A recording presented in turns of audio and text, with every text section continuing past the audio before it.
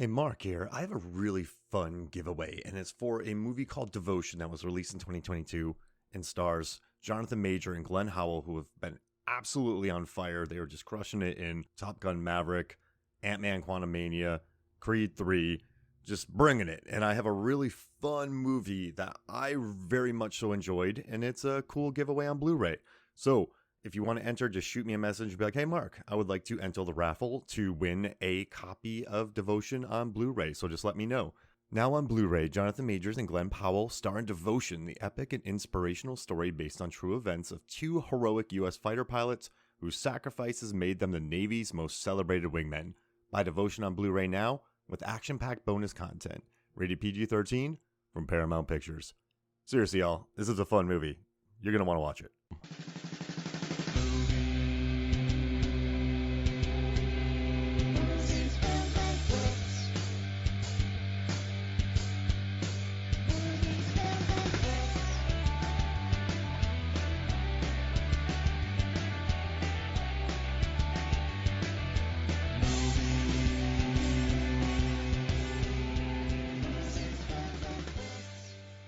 Hello and welcome to Movies, Films, and Flicks. I am Mark Hoffmeyer, and joining me is a woman who brewed some delicious tea for this episode. It's Megan Hoffmeyer. Ooh, I would love like a nice peppermint chocolate tea. Ooh, or a chai. That lovely chai that we got at the farmer's market. Oh, I missed that. So good. Come back, farmer's market. It's a little bit spicy, but it's delish. You went full Colin Farrell from After Yang for this episode. He did love his tea rituals. He makes some crazy tea. I mean, he really essentially had a PhD in tea, didn't he? PhD in tea? Tea PhD? Yeah. Yeah. I mean, it's almost too much. Yeah. I don't know. It's like, listen, man, I appreciate it, but this is $40. Yeah. Doesn't his wife get on him at one point? Like, you're making us go broke with all this tea.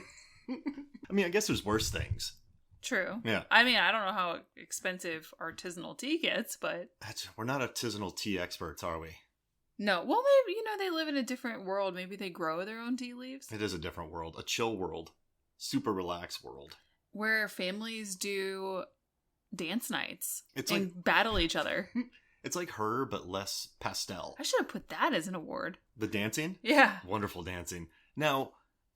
thank you for joining me, Meg. And what we're doing today is we're handing out random awards to movies that are nominated for Independent Spirit Awards. But the wonderful thing about the Independent Spirit Awards is that it's going to be airing on March 4th. They're going to announce the winners, but they announced their nominations in November. So when I was getting ready to put in my ballots for the Georgia Film Critics Association, I went and watched as many of these as I could find to make sure that my list was as complete as possible. And that's why I love the Independent Spirit Awards. I think they really do a good job of, this year they had movies from 25 countries. 51% of the nominees were women.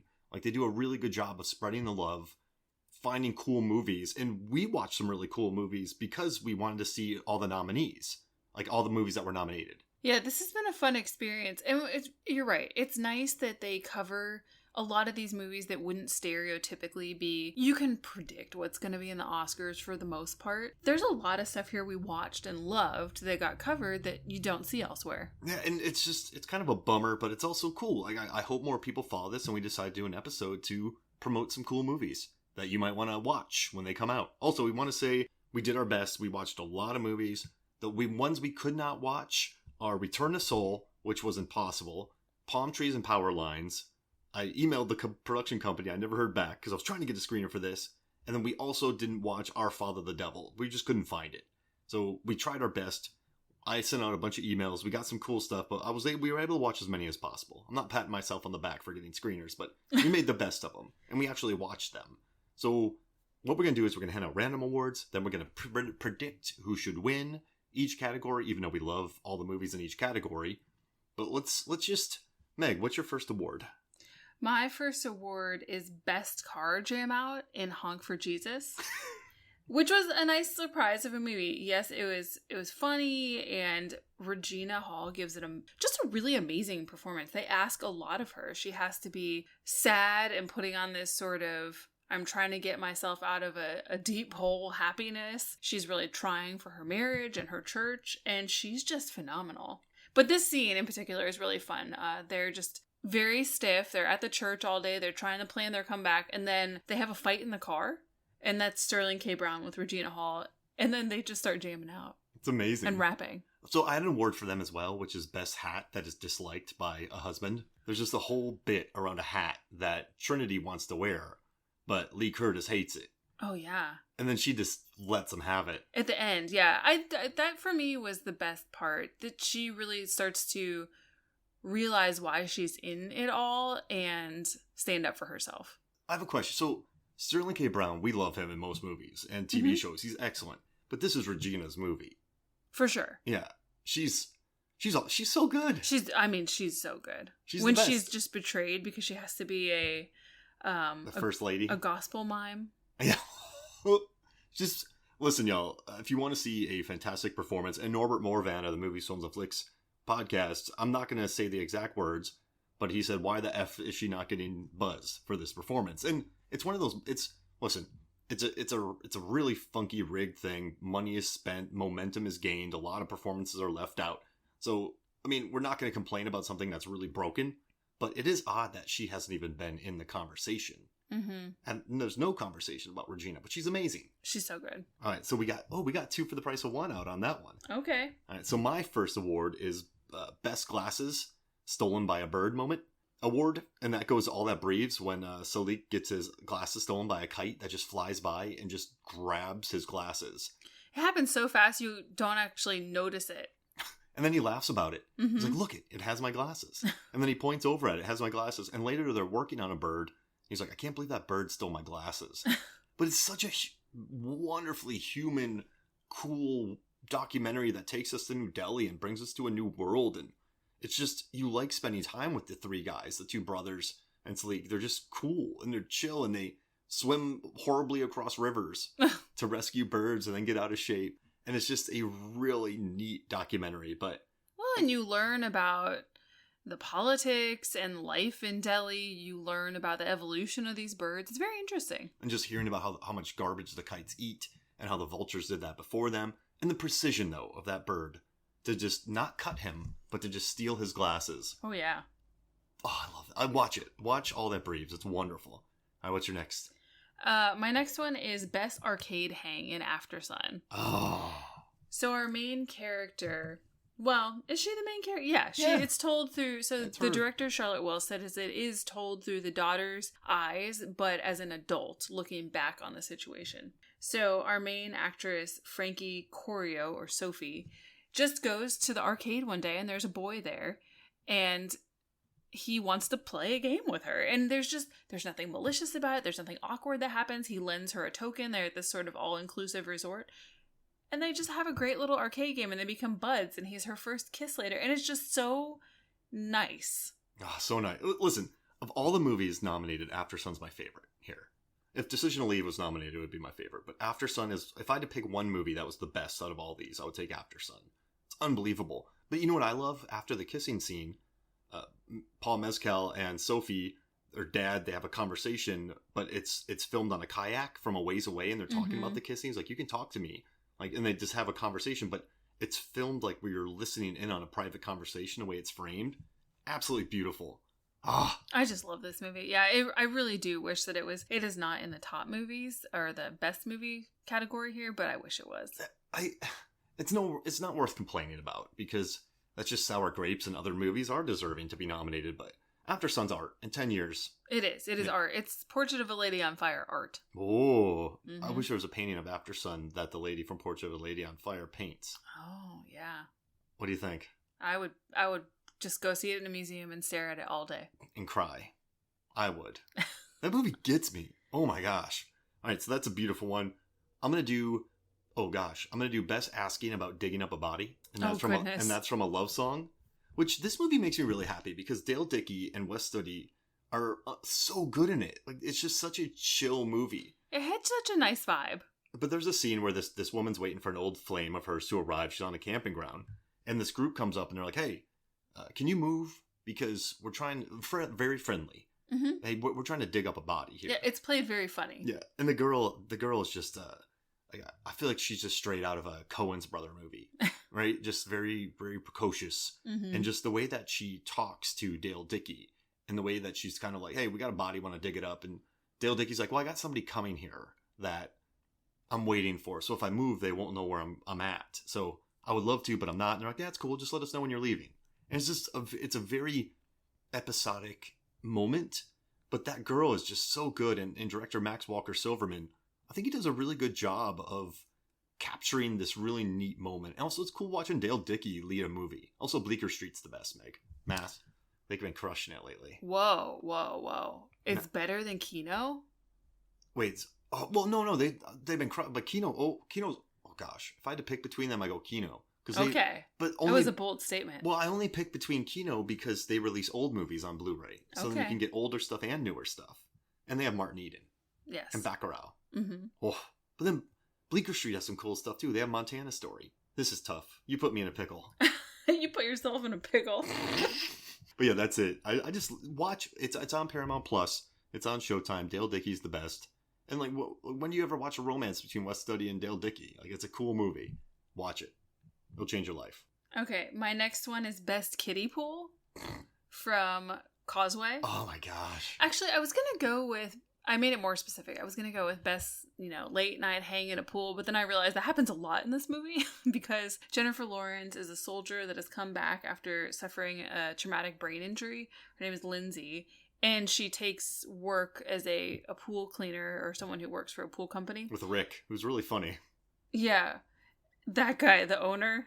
And she spent a lot of time at pools. Not, working, but also go and hang out at them sometimes in the evening if the owner is not there. But I digress. The best one is the kiddie pool with her mom, Linda Edmond. They're just sitting there, relaxing after, a long hot day, New Orleans. I'm sure it's quite steamy. They're drinking, what are they drinking? Beers in the pool? And it's just a kiddie pool on a back walk. It's not anything fancy. And they have a nice little moment where they sort of level themselves. And then, mom goes back to her old ways. But yeah, it's a great moment. And listen, like, Brian Tyree Henry got an Oscar nom for this movie.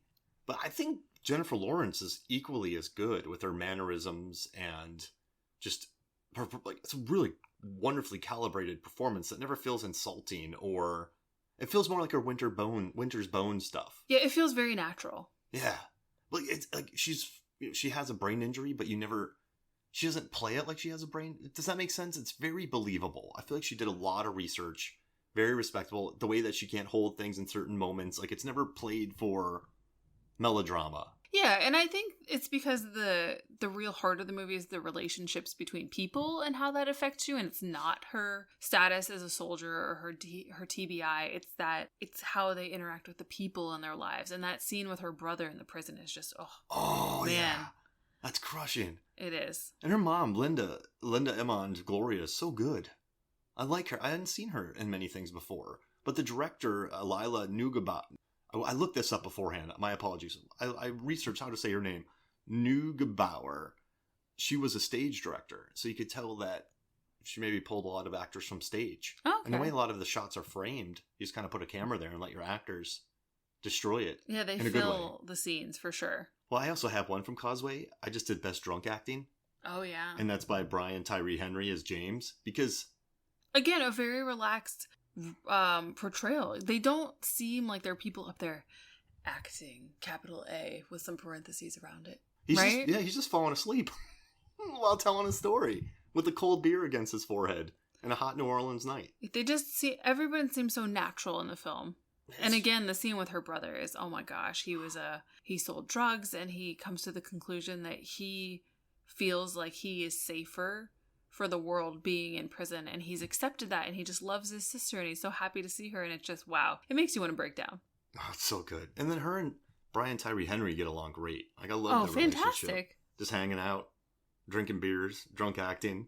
They're wonderful. I think Causeway was a really great surprise for me. And it, like, once again, it made me really think of Winter's Bone. Mm-hmm. She wasn't as stubborn as one completely different character, but just as natural. I think it's why everyone loved Jennifer Lawrence, because at moments she can be very natural on screen. Does that make sense? Mm-hmm. Good call. I love that movie. All right, so this one, there's a swear word in it, but this is a PG-13 podcast, and I had to award Bokeem Woodbine something, so I wrote best usage of the word shitbird.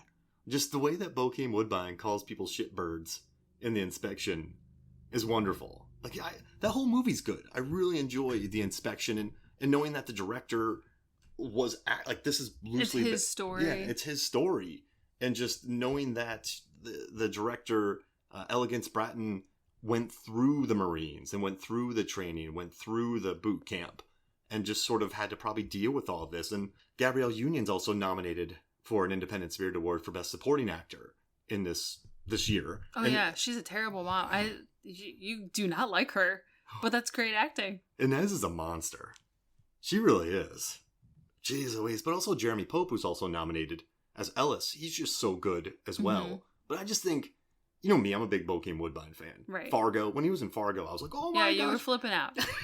But him as Leland Laws, just the way his cadence. Mm-hmm. I think Bokeem Woodbine has the best cadence of most actors. But the way he says shitbird makes me very happy. So go watch The Inspection, A24 movie. Very good. What you got, Meg? All right. My next award is Best Dreams of Going on Safari from Catherine Called Birdie. So this movie, it's Lena Dunham directed, and it's a little period tale about a young girl whose father has spent all of his riches and she needs to go find a husband at the age of 14. And she's just, young and wild and free, played by Bella Ramsey, who's gotten really popular in The Last of Us recently, was an absolute monster in Game of Thrones. She plays Birdie. Billie Piper, Lady Iceland, is her mom. And it's just a nice, cute sort of little movie. But this scene is actually when her brother's wife, who is an older, or not her brother, her uncle's wife, who is an older woman who has decided to marry a real good looking guy because she can at this point, because she's married other guys and gotten quite a lot of money from their passing. And she wants to marry this guy because she can and have a good time. And Birdie runs away to their home for a bit to try and figure things out. And her name is Alif. I'm not going to try it. You know what? It's Sophie Okonedo. Oh, she's the best. Yeah, she's awesome. Loved her in, what was that movie? Oh, Flack, that TV show. The TV show. So with the packs. She wakes Birdie up at the house one day and takes her outside, and they're looking at some birds that they keep. And she says, why don't we just run away to Africa and we can go on safari? And Birdie thinks this is wonderful and magical. And then this is when she finally realizes that if she leaves, she's going to miss her family and they'll miss her. And that inspires her to go back home. Just Lena Dunham. Nice comeback. Yeah. I mean, I don't think she went anywhere, but it was a nice comeback. No, it's a nice movie. And it also has our boy, Moriarty, just crushing it. Oh my gosh, yeah. Andrew Scott is always fantastic. He's such a brat through so much of this movie, and you just don't like him. And then there's this one scene when his wife is giving birth for the who knows how manyth time, and he just whips everyone into shape, and you go, oh, that's why Andrew Scott is in this movie, because he just owned it. Well, if you're directing one of your first movies, big movies, just get good actors. Right? That'll help you out. Just go the best. No, I love that award. All right, so I guess my next one is the best photo session, and that's going to go to Vicky Krieps from Corsage, who we love in Bergman Island. She's also great in Old. She's also great in Phantom Thread. But Corsage is a movie, an IFC film that is just very good. It's a very good movie. Marie Kreutzer directed it, and just Vicky Krieps plays she plays Empress Elizabeth of Austria. She navigates the expectations of her culture and her own desires. But the cinematography is wonderful. Vicky Krieps is incredible. There's just some really interesting scenes where she's pretending to hang herself. Oh, there's all kinds. She's got all kinds of ails and moods and melancholy, and the scenes with her husband are very interesting. She's just a great actress, and she's so interesting and compelling to watch on screen. What do they say in the trailer for this? It's because of corsages, to suppress the diaphragm is to suppress yourself or something like that. But that's kind of her whole mood in this movie. It's just so good. And there's a photo session where the guy's like, I think I should photograph you. You'd be great. And it's just the way he's talking to her. Then she starts owning it. But she's just perfection. I think she's one of the more interesting actors on the planet right now, because I think she does really interesting movies. Mm-hmm. She's cool to go work with M. Night Shyamalan. Then she'll go work with Paul Thomas Anderson. And then she'll jump over to Maya Hansen Love. And then she'll jump over to Corsage. So She can chill on the beach with M. Night, go to a costume drama, and then just chill on a beach again with Tim Roth. She likes beaches. Mm-hmm. I mean, why wouldn't you? That's a good point. She has a Swedish beach, and she has I don't know where the other beach is. One of them's magic. Yeah, I mean, is it real? Well, yeah, so that's my award for Corsage. I just think she's great. I do. And I wanted to talk about this movie because it's not a stuffy costume drama. It's a cool movie. Mm-hmm. And Vicky's the best. Vicky is the best. We're on a first name basis with her. What's your next award? My next award is Best Pet Alligator from Pearl. Oh, gosh. It is a pet. Is it? Well, she takes care of it. Yeah, that's why I put pet question mark, because I'm not really sure what the relationship is there. I mean, it's kind of... She feeds it. And so it hangs out. It's true. And it makes an appearance in X. And then in Pearl, where you get some of its origin, there's a part where you're very concerned about her dad and the alligator. But this is more of a vehicle to just talk about Mia Goth. And wow, what a performance. It was, you can, listen, she was going for a tone. I think she nails it. It's not a movie where you're expecting someone to be natural because she's a killer and a crazy girl, but it's so good. Her monologue, her smile at the end. Oh my gosh. Students were talking about that. That movie hit my students hard, which makes me happy. Like, she just, yeah, I mean, A24, Ty West, I think they did a wonderful job with that movie. And it's an overhead shot of a crocodile. I mean, if I could give it a standing applause in the living room, totally. I mean, she goes for it. I think she's, once again, Mia Goth is one of the more, like, a very interesting actor. Mm-hmm. I think that she is down to mess around. Down to mess around? Yeah, there you go. She's writing now too, which is cool. Mm-hmm. I dig it. That's a wonderful award. So my next one is, oh goodness, I'll do Best Tank Top. And that goes to Justin Benson in Something in the Dirt, which is one of my favorite 2022 movies. It was made for under $100,000. That's what it's nominated for. Low budget movie, but just watching Benson and Moorhead, who, as you know, Meg, like, I love Spring, I love The Endless, they directed Moonlight. They're just really interesting, likable people who are able to make a really neat movie about making a documentary. But I think it has the best tank top work. It's very chill. I like the guys. Yeah, they're really good. Really, really good. Zanandi and I are going to be doing an episode about it.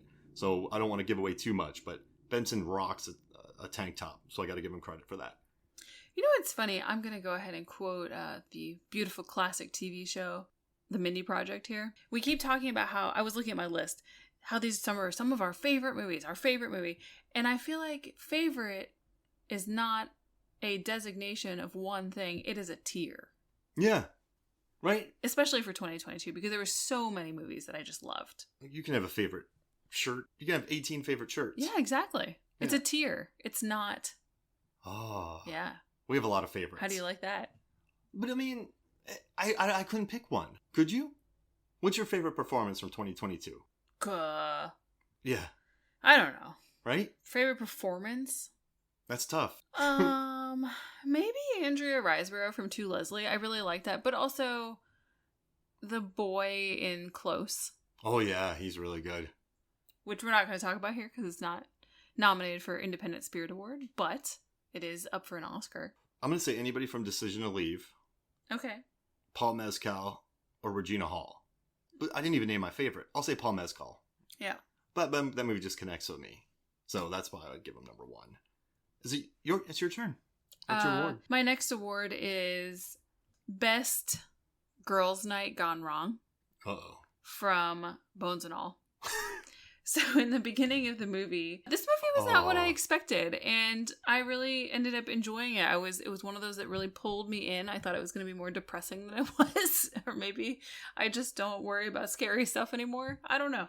You make me watch a lot of movies. Mm-hmm. But in the beginning of the movie, Taylor Russell is having a girls' night with some of the girls from her school, and she's admiring her friend's fingernail polish. And you think that maybe she's going to go in for a bit of seduction and suck on the girl's finger. But no. She starts to bite the finger off. And pulls the skin off. Yeah, it was gross. It's really gross. Very gross. But she's wonderful in that movie. Also, I actually found that more squirmy than some of the other stuff in the movie. Yeah, they're just eating dead people. Yeah, exactly. Or slitting throats. But the skin comes off. Yeah, it's separate. And there's like a bone and teeth. I wrote Best Hair Rope created from nasty people who were murdered by Mark Rylance's Sully. He's very disturbing in this movie. Good old I Sully. like it. Hey, I'm Sully. He speaks in third person. And oh man, but that finger bite. Watch it. It's really good. Timothy Chalamet is excellent as always. Ugh. Effortless. Taylor Russell, wonderful. Stop being so good, Timothy. Mark Rylance is just too good. David Gordon Green's in it, just as a human who's like a cannibal groupie. Mm-hmm. Which makes him a psychopath. So, yeah, it's interesting. You hang out with cannibals, but in this world, they're more like they are. That's what like a vampire. They just exist. They're a type of person. So if you're a human, or it's like a type of disorder that you have, and you have to eat. Mm-hmm. But if you're a human who rolls with them, you're just a serial killer. Exactly. Or a familiar. Well, it makes sense. All right, so my next one is, oh gosh, I got rid of that. I'm going to do Best Doctor Strange Tattoo. Oh. And that goes to Bruiser, mm-hmm. which it just hit Hulu, so it's a film that's really worth watching. Also, it has Trevante Rhodes from Moonlight. And in the movie, I don't want to give away too much, but he's a dude who has a tattoo that says precious bodily fluids. And the main character asks him about it. And he's like, yeah, it's a great quote from Dr. Strangelove. It's hilarious. I think he said it's funny as shit. Which it is. I think Dr. Strangelove is one of my favorite movies of all time. And so, seeing Trevante Rhodes in a movie called Bruiser with a precious bodily fluids tattoo from Dr. Strangelove gets an award every time. Anybody who has a Dr. Strangelove tattoo, I'll give them an award. What do you think? Yeah, it's a good movie. It's a very just interesting tale to watch them work through this anger that they all have and how it impacts other people. I don't want to go too much into the plot, but I feel like in movies like this, you normally have this super aggressive guy, and then you have a weakling other guy, mm-hmm. and then the weakling other guy has to find his strength, and then he has to stand up to the strong guy. But this one, it's just two badasses who are clashing, and that's something new. Mm-hmm. That's not something you see much in cinema. Also, you don't see many Dr. Strangelove tattoos. True. So I'm going Bruiser for my award. What's your next? My next award is Best Roadside Redemption Cafe to Leslie. Oh gosh. What goulash. I'm not saying that I'm responsible for helping get her into the Oscars, but I watched this on a plane and then I came home and told you about it and we watched it here and listen, it's all history after that. Mm-hmm. You did it, man. You're the one. But no, this is how we heard about this movie. This is how I heard about it, was from the Independent Spirit Awards back in November. Before all the campaign for her to get in, then all the controversy. This was just a film that blopped up on their list. And I went, wait, what is this? To Leslie? Andrea Riseborough? She's incredible. So, yeah. And then Mark Maron. Oh, Mark Maron. And Allison Janney. They're all so good. So listen, it's a real story. And you can have probably a little bit better arcs than people trying to come up with a story, but wow, it's powerful. Leslie goes through it. You know what's very interesting about, and we've discussed this, how a lot of the characters start in one sort of position in life where, they're a loser or they're upset or they're an alcoholic or something like that. And as the movie goes on, they shift. They actually grow in their lives, their real lives, because they were people. And it's very interesting to watch because not a lot of people do that in movies where a lot of the characters change and grow. And then other people don't want other people to grow. And when they grow, they're still hurt. Like, it's a very three-dimensional look. So three-dimensional. And I don't want to get into it too much, but Riseborough's performance, like, I met people like Riseborough when I was younger. They were moms of some of my friends. And the physicality of her performance is something that just brought me back to those days of, navigating my friends' moms who were just like that. Wonderful performance. Yeah, and it earns the ending for sure. Oh, it's so good. All right, so I got my last award here. And I'm going to go for Best Tea from After Yang. We already talked about it, but I love Kogonada. I show his videos to my students, his video essays. I talk about Columbus a lot, that movie that I think uses architecture and production design beautifully with John Cho and Haley Lou Richardson, who's dancing in After Yang as well. But it's just, Colin Farrell was his year. Banshees, Batman, After Yang, and he did 13 Lives. Yeah. On fire. But everybody in After Yang is perfection. I'm a huge Kogonada fan because he started off just doing video essays and now he's a big director. He's going to be big. So it makes me happy. So that's my last award. What's your last award? I have a couple here. Actually, Why don't you do Murina? Okay, so I'll do best end credit swimming. Yeah. That's from Murina, where Gracia Filipovic is just swimming. But it's Kino Lorber. For a very long time. Joey Lewandowski, who's a friend of the podcast, I go on the Too Fast, Too Forever. I recommended this to him and he loved it. And he told me, he's like, I kept waiting for something to happen and it didn't, but I love it because of it. But it's just such a good movie. It's a cool Croatian flick that I really like. Yeah, I actually had another one for this. It was best under house water caves. Yeah. When Julia is sort of in timeout. Mm-hmm. Or under locking. There's a big party going on, and she has had a massive row with her dad, and she's been locked up in this boathouse. But she finds a grate that goes to an underwater cave, and then she has to swim out. It's very interesting. I mean, it's a good thing she's a free diver, right? Otherwise, you and I would have been in toast. Trouble. But it's just a slice of life Croatian film that I really like. All right, what's your final award? My final award is most atmospheric, and that goes to Neptune Frost. Yeah. Because it really builds a world, and I think it should be applauded for that. I don't know of a lot of people who have watched this movie, and it's another Kino, right? Another Kino. And it's just so interesting. Absolutely. Aaron Neuwirth, actually. The costuming they've made up just for the movie, the world itself, it's just so interesting. It has its own language at times. Oh, yeah. I think it did create its own language, its own computer language. Yeah, Aaron Neuwirth, a friend of the pod, recommended this, and I went and checked it out. They were cool enough to send this to me earlier in the year.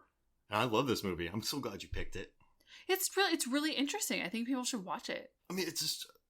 Yeah, I mean, the production design, the costuming, it's a really cool, low-budget, neat sci-fi film. Mm-hmm. And it's very atmospheric. I love it. Are we going to become hackers, you and I? Totally. All right, so Meg, let's pick the winners. Okay. So, we're going to do Best Feature. Bones and All, Everything Everywhere All at Once, Our Father the Devil, Tar, or Women Talking. Which one would you pick? I don't know. I think there's just too much momentum to me to not pick Everything Everywhere All at Once. Yeah, I think so. That's fair. And I didn't like Tar all that much or Women Talking, so I wouldn't put Everything Everywhere up against Bones and All. It just... Yeah, they're two different... if it came down to it, it would be Bones and All versus Everything, because we haven't watched Our Father the Devil, but why not award everyone for Everything Everywhere All at Once? Right. There's so much to it, and it works. Right, exactly. Oh, I had an award on that one that we didn't... I would be happy just doing laundry with you in another universe. It just rocks and Rakakuni. That's like a heartbreaking scene. What a movie. The fact that they were able to edit that all together blows my mind. I love it. Edit it, Everything Everywhere all together? Yeah. Oh, gosh. It's perfect. For editing Everything Everywhere all together? Yeah. Oh. All right, Best Director, Todd Field, Tar, Kogonada, After Yang, The Daniels for Everything Everywhere, Sarah Polley, Women Talking, or Helena Rain for Bodies, Bodies, Bodies. I mean, to be cynical about it, I would say probably Todd Field or The Daniels. Yeah, I mean, listen, they're both very good movies, and they're both very good on rewatch. But I'm going Kogonada, After Yang. Okay. He created a new world. It was very interesting. I loved it. That's the spirit of these awards, of the Independent Spirit Awards. The Spirit Awards? Give it to Kogonada. Do it. Or Helena Rain, because I love that movie. All right, so Best Lead Performance. Cate Blanchett, Tar, Dale Dickey, A Love Song, Mia Goth, Pearl, Regina Hall, Honk for Jesus, Save Your Soul, Paul Mescal, Aftersun, Aubrey Plaza, Emily the Criminal, Jeremy Pope, The Inspection, Taylor Russell, Bones and All, Andrea Riseborough, To Leslie, Michelle Yeoh, Everything Everywhere All at Once. Can we just take a moment to appreciate how wide-ranging this list is and just how fantastic that is? It covers a lot of my favorite movies. It's so good. Just look at it. It makes me so happy. And so I would say Mezcal Meg, but he's nominated for an Oscar. Okay. And so there's been a ton of support behind Mia Goth. Taylor Russell will win eventually. Michelle Yeoh's going to win the Oscar. Andrea Riseborough is nominated for an Oscar. Jeremy Pope's really good. Cate Blanchett's nominated. Dale Dickey, she's just wonderful in this movie, but it's all Regina Hall. I think of all these people, she does so much. And there's no hiding. No, she's carrying the movie. Yeah. And the layers she's able to find. So I'm going Regina Hall for Honk. I think definitely Regina or Paul or Michelle. Or everyone else. No, just those three. Pick one. Can there be like bronze, silver, and gold? Oh, that's funny. Who's I don't giving know. gold? I think Regina, but there's still a very good chance that Michelle would get it. All right, real quick. Jamie Lee Curtis, Everything Everywhere All at Once. Brian Tyree Henry, Causeway. Nina Haas, Tar. Brian Darcy James, The Cathedral. Ki Hui Kwan, Everything Everywhere All at Once. Trevante Rhodes, Bruiser. Theo Rossi, Emily the Criminal. Ooh. Mark Rylance, Bones and All. Jonathan Tucker, Palm Trees and Power Lines. And Gabrielle Union, The Inspection. Who you taking? Gosh. Well, I think my leads here are probably the ones that are nominated for Oscars. So, I don't know. I think Brian Tyree Henry. He's so good. Right. He's nominated for an Oscar, though, so I'm going to give it to Nina Haas for Tar. Of course. You mean Phoenix is Nina Haas. Phoenix is Nina Haas for Tar, because she's awesome. And Theo Rossi was really good in Emily the Criminal. I love him in that movie. We'll do a couple more. Best Breakthrough Performance, Frankie Corio for Aftersun, Garcia Filipovich, Murina, Stephanie Shu, Everything Everywhere All at Once, Leela McInerney, Palm Trees and Power Lines, or Daniel Zogardi, Funny Pages. Who are you taking? Frankie. Yeah. From Aftersun. Go Frankie. I mean, Stephanie Shu's awesome, but she's nominated for an Oscar, so I'm going to give Frankie that.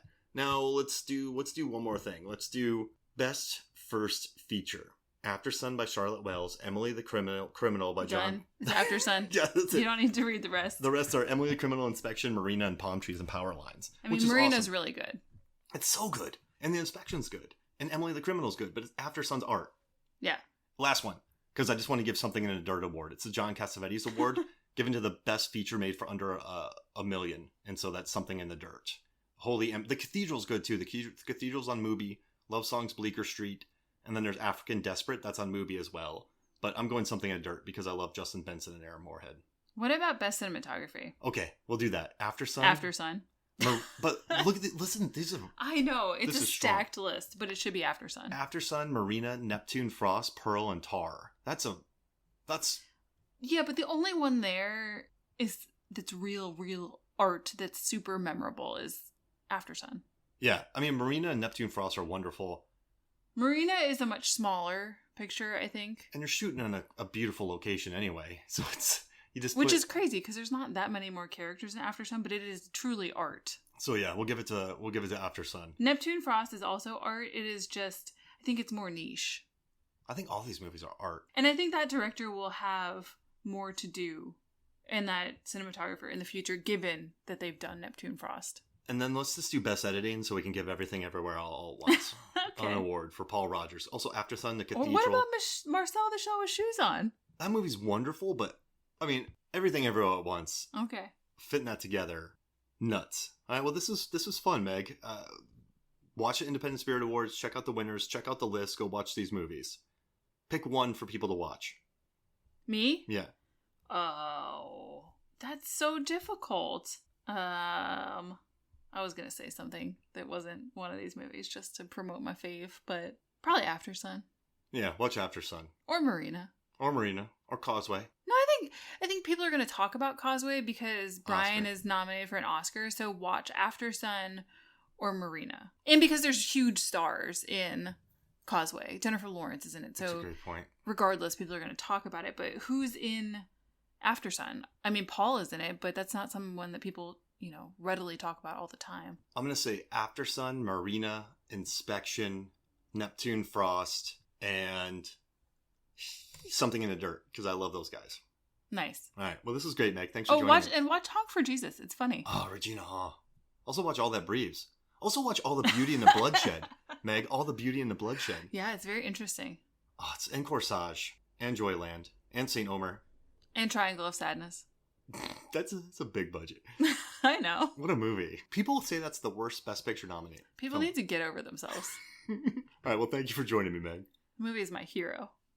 All right. So for me, Mark Hoffmeyer, for Megan Hoffmeyer, this is Movie Films and Flicks. We'll see you next week.